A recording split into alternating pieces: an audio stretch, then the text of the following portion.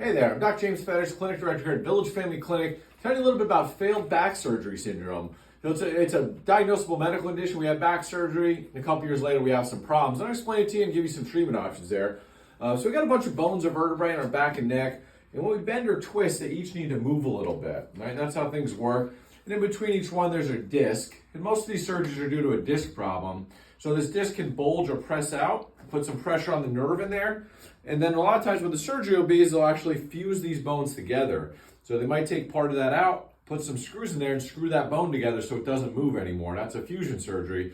And what will happen with that though, it's like these red bones. Now they're screwed together and they don't move.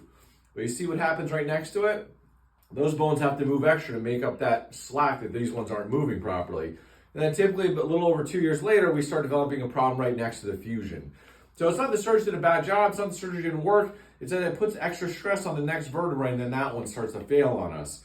Then unfortunately, sometimes they have to fuse more and more and more. We got a bigger problem, but we want to try to avoid that. So if you had back surgery the last couple of years ago and you're having some problems, it's most likely the vertebrae next to it.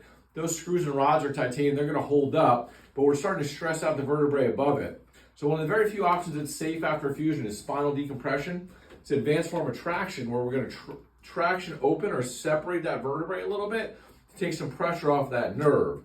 So that next disc there is starting to wear out because of the extra stress from having the fusion, and that's put pressure on that nerve there. And traction is one of the very safest ways to get pressure off there. So if you know someone's had back surgery, they're feeling worse after a couple of years, probably a failed back surgery syndrome, one of the few available treatments available for them without more surgery or injections is going to be non-surgical spinal decompression. We're the premier providers of that in the area. We have 2 tables.